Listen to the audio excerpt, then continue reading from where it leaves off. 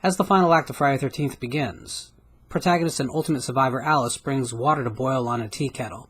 The sequence is just one of many calm moments preceding major shock sequences. This, however, would be the last. From the moment Brenda's body is hurled through the cabin window onward, the original Friday moves and breathes with energy, hurtling the viewer down the last dips, turns, and drops of one of cinema's greatest roller coaster rides. Although it couldn't have been planned at the time, that simple unfinished pot of tea would prove a valuable tool in establishing rules of the film's sequel, Friday the 13th, Part 2. As the film opens, Alice is dreaming, again, of the terrible day and night at Camp Blood. This opening has dual purposes. It reminds the viewer of the story up to that point, a helpful tool in the early days of home video, but also establishes Alice as the narrator. We share her dream and wake up with her in an empty apartment. We feel her paranoia rise. A shower, and then a phone call, is cut short. Without any visual or audio clue, she, and we, sense that something is wrong. And then Alice reaches for the refrigerator door. Alice's murder is swift and shocking. Punctuating the actual murder, her killer removes the tea kettle from the stove and slams it down. The message is clear. This is still Friday the 13th and no one is safe. And Alice's dream is over.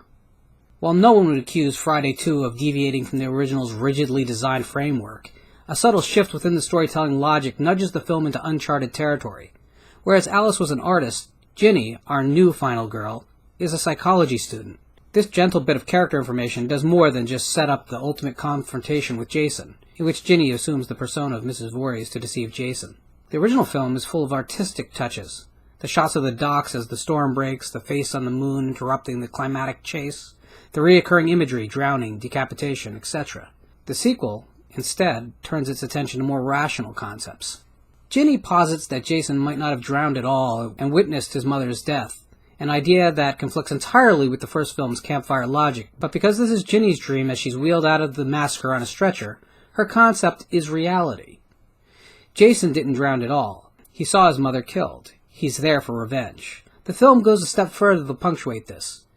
Here we actually get a campfire legend presented in its natural setting. Paul breathlessly relays the story of Jason's death and Mrs. Voorhees' revenge. But then, Ted jumps out of the woods in a Halloween mask.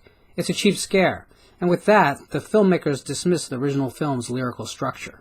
To underscore the change, Part 2 reintroduces Crazy Ralph, the handshake character that established the first film's urban legend with just a few words, "You're all doomed." Ralph repeats his scene, nearly verbatim, but again, it's played for laughs. Not much later, the Prophet of Doom is removed from the narrative. It's worth noting that his throat is slit with barbed wire, visually silencing his voice. Friday the 13th Part 2 offers a wider range of characters. This limits the scope of the movie as it becomes impossible for them all to receive equal screen time. There's no attempt to hide the identity of the main characters.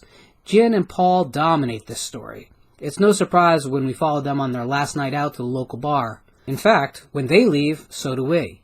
In doing so, we leave a large number of characters behind. Ted, the prankster, serves as a visual reminder that a dozen or so characters have left the stage when he asks if there are any after-hours bars around. Returning to the camp, we follow Ginny and Paul as they explore the site of the massacre. These scenes are almost exact mirrors of the sequence in the original where Bill and Alice search for their missing friends.